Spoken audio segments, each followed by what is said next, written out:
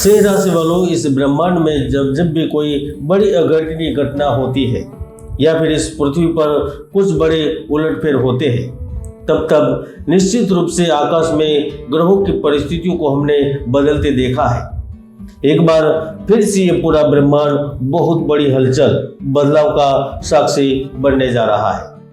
जी हाँ, मैं बात कर रहा हूँ इस ब्रह्मांड के दो सबसे बड़े ग्रह शनि ग्रह और गुरु ग्रह के संचरण की। क्योंकि जहां एक और शनिदेव को न्यायप्रिय देवता और दंडाधिकारी के नाम से जाना गया है, तो दूसरी ओर गुरु को करियर में तरक्की, कला में निखार, संतान सुख के उपयोगी, विवाह सुख और हर क्षेत्र में मनचाहे परिणाम देने के लिए जाना जाता है। इसीलिए इस ब्रह्मांड में गुरु और शनि ने एक साथ संचरण किया है, तो उन्होंने हानि, युद्ध, राजनीति पर गहरा असर छोड़ा है। यानी कि इस अवधि के दौरान कुछ सत्ताधारी लोगों की सत्ता डगमगा जाती है, राजाओं का पतन होता है, पुल टूटने की घटनाएं बनती है, खदानों में दुर्घटनाओं, भूकंप से धन हानि की आशंका बनती है, भूकंप आता है, जहाज और वायुयान दुर्घटनाएं होती है, आंदोलन, हिंसा, धरना प्रदर्शन, हड़ताल, यहाँ तक उपद्रव की स्थितियां जन्म लेती है। तो यह सिंह राशि वालों की भी जमीन हिला देती है।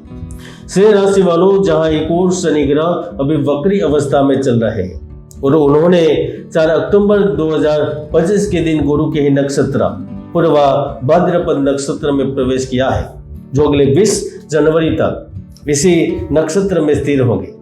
तो गुरु ग्रह भी आपकी कुंडली में द्वादश भाव में उच्च होकर बैठेंगे। ऐसे में कुंडली में आपके कुछ भाव प्रभावित होंगे। तो आइए जानते हैं यही स्थिति दिवाली की ठीक पहले और बाद में सिंह राशि वालों के लिए क्या कुछ बड़ा करने वाले हैं, कैसे करने वाली है। चलिए विस्तार से जानते हैं। वैदिक साधना जूनागढ़ आध्यात्मिक केंद्र में मैं प्रदीप मेहता आप सभी का हार्दिक स्वागत करता हूं।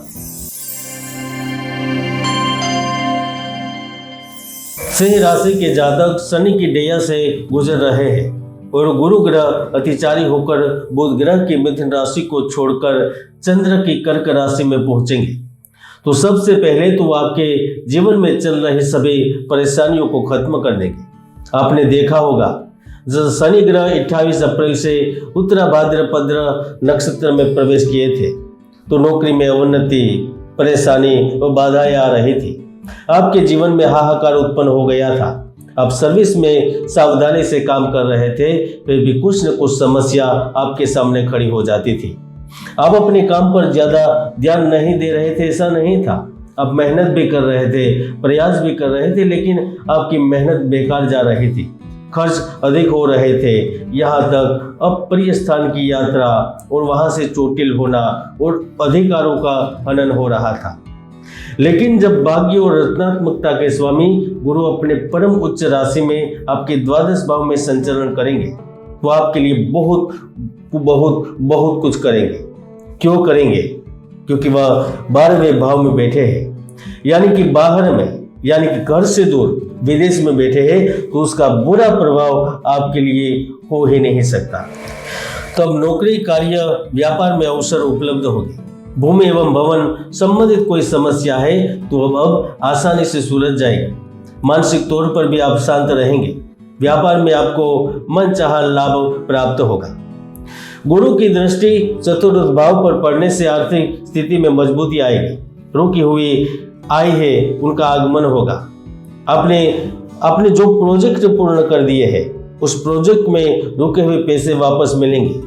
प्रोजेक्ट में बिगड़े माल सामान का भी उचित मूल्य प्राप्त होगा। आप केवल नौकरी या फिर केवल एक ही बिजनेस से आय प्राप्त नहीं करेंगे, आपके नए इनकम के सोर्स बनने लगेंगे।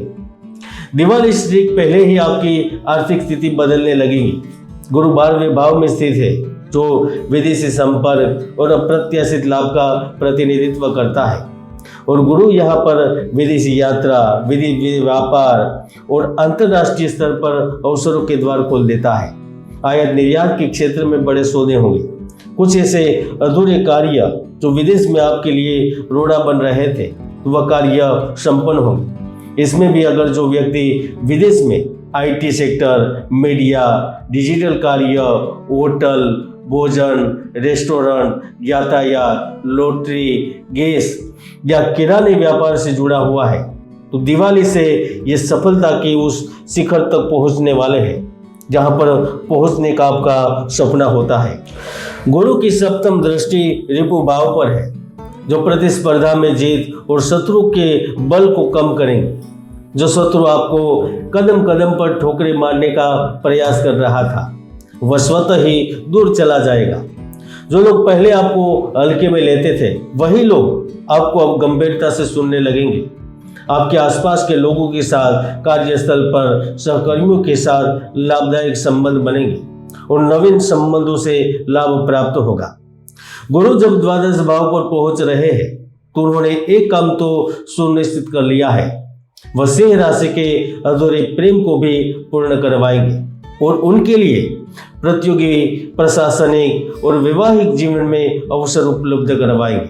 क्योंकि गुरु पद का कारक है तो गुरु विवाह का भी कारक है। ऐसे में वह विवाहित जीवन में सुधार लाएंगे या आपको ऐसे साथी से भी मिलवा सकते हैं जो शायद आप अपने सपनों में उन्हें खोज रहे थे।